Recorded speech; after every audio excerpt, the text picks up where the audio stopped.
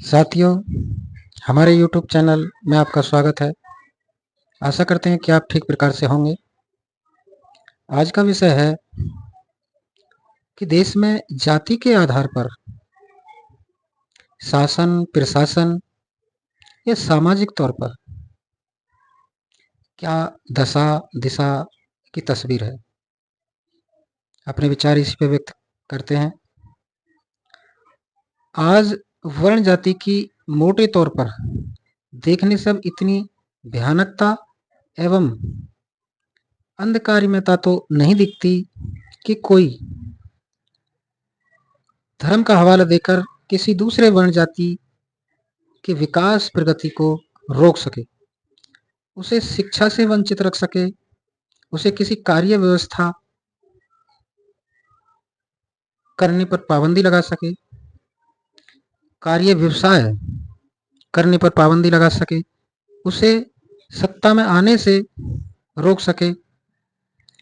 देश के संविधान के होते हुए ऐसा तो नहीं हो सकता है। ये वर्ण जाति की कठोरता हल्की एवं कमजोर जो दिखती है वह कानूनों के अनुच्छेदों की वजह से दिखती है। ऐसा नहीं है कि धर्म के लोगों में वर्ण जाति की कठोरता अपने मन बदलाव के भावों से हल्की और कम हुई है। धर्म के लोगों में नैतिकता से न्याय की भावना जाग गई है। धर्म के उन वर्ण जाति के लोगों से जो अपने आप में ऊंची श्रेणी के समझते हैं, ऐसी अपेक्षा करना संभव नहीं है।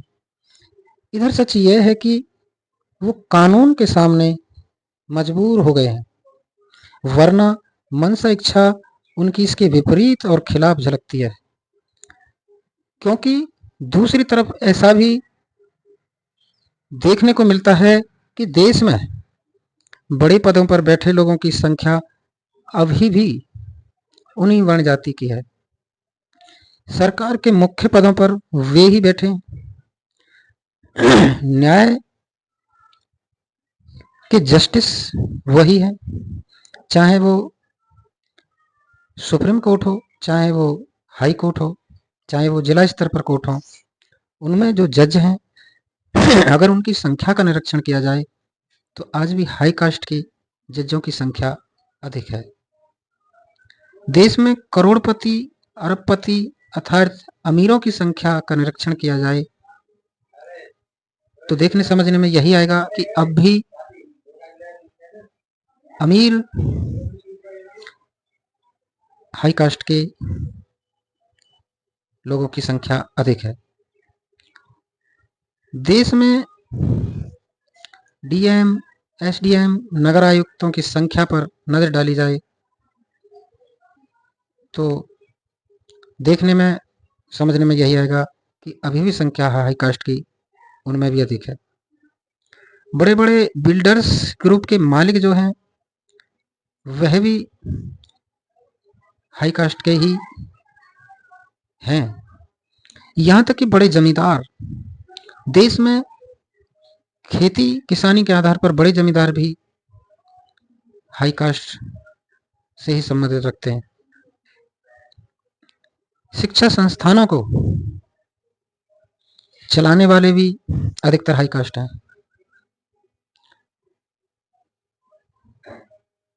अर्थात देश की बड़ी बड़ी व्यवस्थाओं, बड़े बड़े पदों और बड़ी संख्या में हाई कास्टों की संख्या अधिक है। अधिकतर राष्ट्रीय पार्टियों के संस्थापक एवं उनको चलाने वाले वही हैं। अर्थात देश की हर व्यवस्था में उच्च वर्ण जाति के लोग मेन भूमिका में हैं। धर्म पर अभी भी पूरी तरह उन्हीं का कब्जा है। किसी भी मंदिर, मठ और धामों में पंडित, पुजारी एक विशेष वर्ग श्रेणी से ही आते हैं। किसी भी मंदिर, मठ एवं धामों की ट्रस्ट उन्हीं के हाथों में है। अर्थात एक नजरिए से देखा जाए तो देश और धर्म अभी भी बहुत वर्ण जाति की विषमताओं और असमानताओं के साथ में है। व्यवस्थाओं में उच्च वर्ण जाति की अधिक संख्या एवं अधिक भूमिका को देखते हुए क्या समझते हुए ऐसा नहीं लगता है कि जैसे वर्ण जाति की मानसिकता वही पुरानी हो।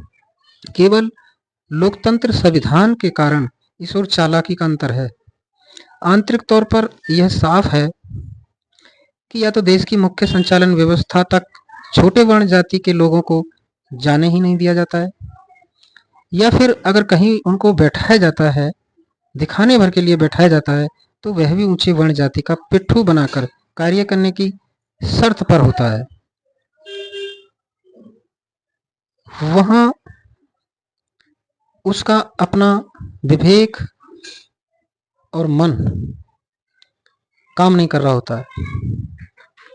क्या कहेंगे कि जो आयोग SC, ST और OBC के लिए ही बने हुए हैं, उनका अध्यक्ष भी SC, ST और OBC का न बन सके। ये एक बड़ी विडंबना है। जो जिस श्रेणी के लिए बने गए हैं, उनके अध्यक्ष भी उस वर्ग श्रेणी के ना हो।